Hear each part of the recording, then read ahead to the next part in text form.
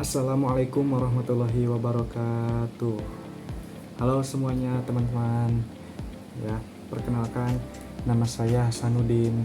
Saya mahasiswa aktif dari Institut Agama Islam Latifah Mubarokiyah, program studi pendidikan agama Islam.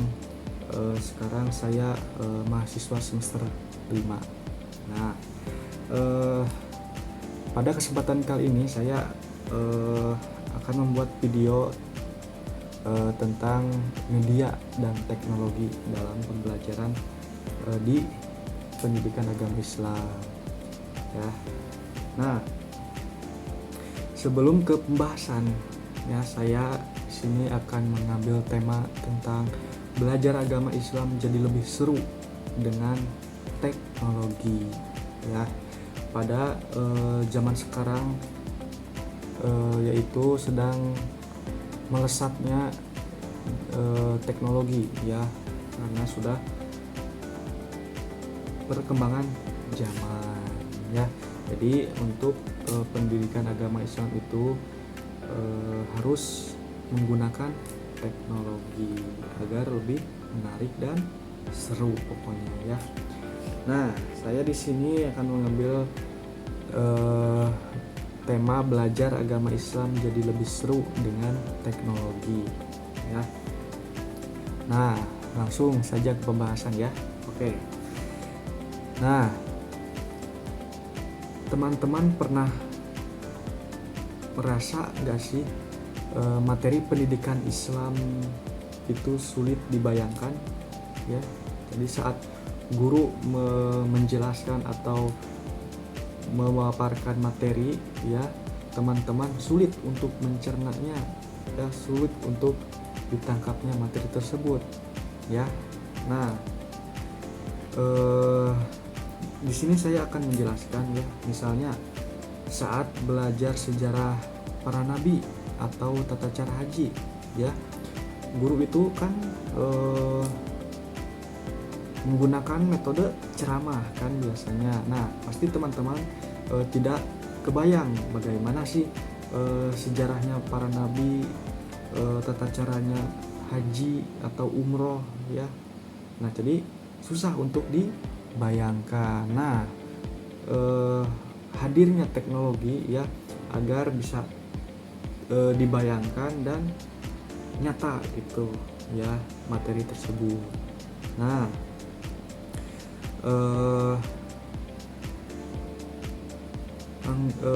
kita akan membahas teknologi, ya. Di dalam teknologi itu ada banyak, ya. Salah satunya yaitu media visual dan grafis, ya.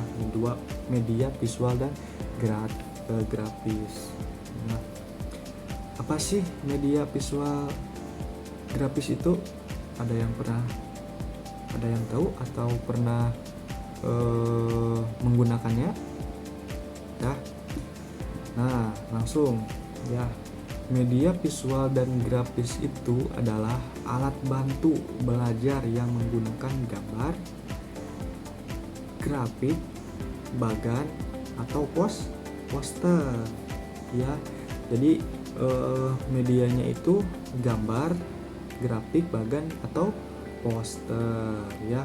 Tujuannya apa sih? Tujuannya itu, ya, tujuannya simple, yaitu supaya konsep agama yang tadinya abstrak jadi lebih nyata, ya. Jadi nggak kebayang jadi kebayang, ya. Nyata, terus jelas, dan tentunya nggak membosankan, lebih menarik, ya. Nah, selanjutnya kecanggihan teknologi, ya. Kecanggihannya teknologi itu apa? Seperti apa? Ya. Saat ini belajar PAI bukan cuma duduk dengerin ceramah saja, ya. Jadi kan biasanya kalau pembelajaran PAI itu kan kita duduk terus mendengarkan guru yang memaparkan materi, menyampaikan materi. Nah, kita menyimak, ya, dan mengetahuinya tentu saja, ya. Nah, kita punya banyak senjata, ya. Kita punya banyak senjata dalam media visual dan grafis, ya, terutama dalam teknologi. Ya, yang pertama yaitu virtual atau augmented reality ya, atau disebut visualnya. Misalkan nih sedang materi tentang haji. Nah, virtual ini akan memunculkan atau menayangkan Ka'bah itu seperti apa, letaknya ada di mana ya, terus bentuknya kayak gimana.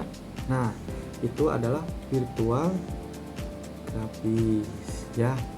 Jadi kelihatan lebih nyata dan kebayang ya. Nah, terus yang kedua video. Nah, video.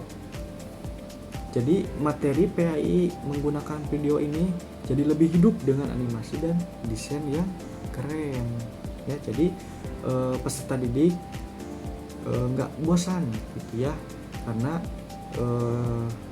guru memunculkan video. Jadi si peserta didik ini jadi kebayang gitu dalam materi PAI ya.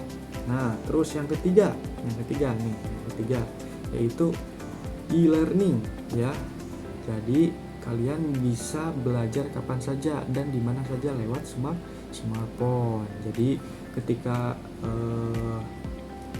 ada berhalangan atau waktu libur, kita bisa menggunakan teknologi ya. Jadi tidak hanya di kelas saja ya, pembelajaran itu bisa lewat Zoom, terus apalagi Google Meet ya, dan lain-lain. Jadi bisa menggunakan smartphone ya, tidak hanya di kelas saja pembelajaran PAI itu ya. Nah, terus yang keempat atau yang terakhir yaitu menggunakan game ya, pembelajaran menggunakan game. Jadi pembelajaran PAI tidak hanya ceramah saja, tetapi kita bisa menggunakan game atau ujian berbasis game ya, tes menggunakan game. Jadi si peserta didik ini tidak jenuh dan lebih aktif ya, karena melihat pada perkembangan zaman sekarang ya, pasti peserta didik ini sudah mempunyai HP ya, handphone ya. Nah, jadi kita bisa menerapkan game ya dalam pembelajaran PAI ya. Nah, kenapa kita harus pakai teknologi ya? Kenapa sih harus pakai teknologi ya? Karena teknologi ini sifatnya yang interaktif, fleksibel, dan efisien ya.